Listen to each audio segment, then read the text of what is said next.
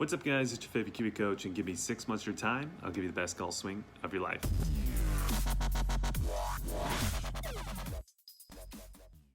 So welcome back to the channel. We have another client before and after video for you guys today. This one will be another interesting one because again, it's another thing you guys all do. So if you're struggling with moving your hands too far out towards the golf ball in transition, club shaft a little bit too steep, and then from there you try to flatten the club shaft, get underneath the plane and flip, well this is the perfect video for you. So let's go ahead and get into it. But before we get into the video, I want to give a quick shout out to our sponsor, and that is Kiwi Golf Japan. If you're too busy or you just can't make it out to our locations for lessons, Kiwi Golf Japan is the membership site for you. With over 180 plus videos of golf instruction, we have everything on the membership site you could possibly want. So go ahead and check out that link down below, and now let's get into this analysis. Alright, so like we said in the intro, this particular client was really struggling with the hands moving too far out towards the golf ball. Club shaft was really steep, and then right around kind of position 5.5 into impact, he had this really massive redirection move. Club shaft laid down like crazy, the left arm kind of stopped going left and kind of just almost raised a little bit. And all of this was really trying to give him time to get the club head a little bit more inside as well as shallow the angle of attack, which ultimately, if you guys know by now, it's not something we particularly want to do. So let's go ahead and take a look at the before swing first, then we're going to go ahead and take a look at the after swing and then break down what we're going to be discussing in this particular video. So this will be the before swing.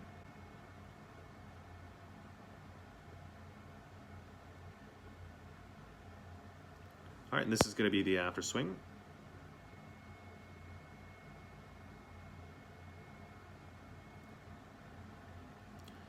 All right, so as you can see, there's some pretty massive changes at the top of the swing as well. Really, the bigger changes was made right around position 5, 5.5, and then P6 into the golf ball. So let's go ahead and start off with the top of the swing. We'll discuss exactly what we changed there. We'll talk a little bit about the domino effect and how that allowed us to make position 5 a lot easier to attain. And then from there, we'll go through the rest of the swing. All right, so at position 4, the first thing I want to talk about is going to be this trail elbow, because if you're struggling with steepening the club shaft in transition or just being steep in general in that early transition zone, you're probably going to find that your elbow is getting more and more internally rotated or going closer to kind of this 90-degree look. If that is the case, again, it's really difficult to move your wrist to get the club shaft into the correct spot. So biomechanically speaking, it's going to be pretty much impossible for you to get the correct club shaft position, so you're most likely going to be too steep. So if we wanted to get the domino effect, one of the best places at the top of swing to start for that was definitely changing this trail elbow. But let's take a look at the before one first. So if we take a look at the before trail elbow, let's take a look at the angle that he's creating right here. And he's right around 50 degrees. So he's heavily internally rotated at this point already at the top of the swing.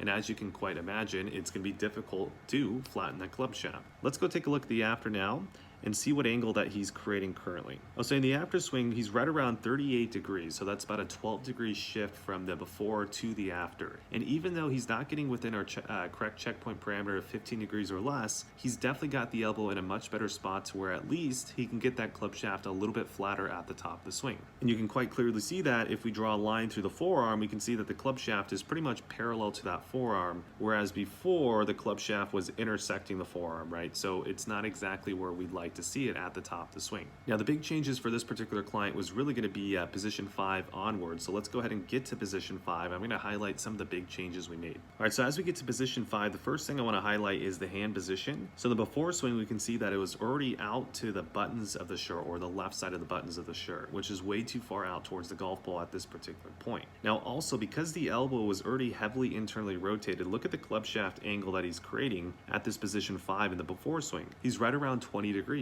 right? Which is about 15 degrees or more not in the correct spot, right? So he's 15 degrees more steep than he should be. Now again, like I said, the big reason because of this was going to be that trail elbow, and it's pretty much at this point 90 degrees. So let me show you that real quick. So if we take a look at the elbow here, we can see that it's pretty much at 90 degrees at this point in the golf swing. And this would be a big reason why the club shaft is going to be steep, right? If the elbow is right here, very difficult to flatten that club shaft, and it's going to be impossible. Tie that in with his hands moving too far out towards the golf ball, and he's in a really steep position here, and he could potentially crash and burn into the ground unless he does some massive redirection move, which you'll see in a little bit. So if we go ahead and take a look at the after now, the position of the hands is in a much better spot. So he's closer to that right pec, which is going to be our checkpoint. As well, the club shaft is a lot better as well. Now it's not all the way to our particular preference, but as you can see here, he's right around 29 degrees, which is a lot better than 20 degrees, which he was before. Now, if we take a look at the trail elbow, we can see kind of the reason why it's a little bit easier for him to get that club shaft a little bit flatter, and that's because the elbow right here is going to be right around 77 degrees, which is much better than the 90 degrees that he was in the before swing. Now, it's still not exactly where I want it to be. I'd like to see that elbow a little bit more tucked in, the club shaft just a little bit flatter, and I think he'd be in the ideal spot. But it's a massive shift from where he was in the before swing, and already he's getting into a spot to where we don't really need that big of a redirection move to get into the correct impact zone. So let's go ahead and go to position 5.5 in the before swing as well as the after swing, and let's take a look at the differences between these two. So first and foremost, club shaft position, look at this, and the before swing is on the top of the shoulder, right? So that's that crashing and burning effect. Club head's just going straight down into the ground. If we take a look at the after, now it's towards the middle of the bicep or just above that. So like I said earlier, the club shaft position could still be better. Ideally, we'd want to see it maybe kind of middle of the bicep or a little bit flatter than that, but it's still in a massively better spot than it was before. Now, another interesting point will be this lead arm. So because we got the before swing, because the before swing had the hands too far out, we can already see at position 5.5, the lead arm 21 degrees left of the target line.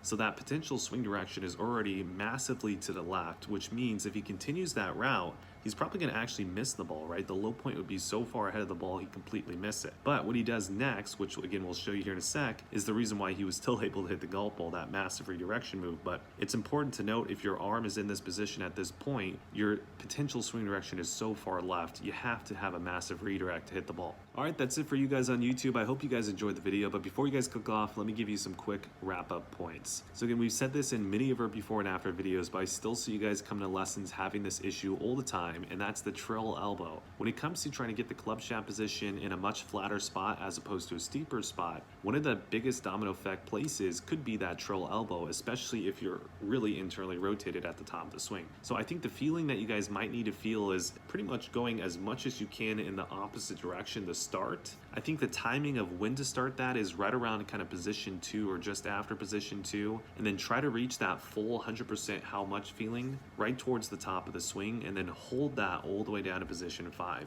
If you can do something close to that feeling, I feel like for a lot of you guys out there, at the top of the swing, instead of being, let's say, closer to 70 degrees with this trail elbow or even 50 degrees like this player, you might be closer and closer to that 15 degrees or less at the top of the swing, and you'll be in a much better spot. If you're still struggling with that, don't worry. That's why we have the Kibbe Coach 6-month program. Go ahead and sign up if you want to have some more personalized attention for your own golf swing and have someone to hold you accountable for everything. That is what the Kibbe Coach 6-month program is all about. So sign up down below. Sign up for the membership while you're there as well, because it helps support this YouTube channel.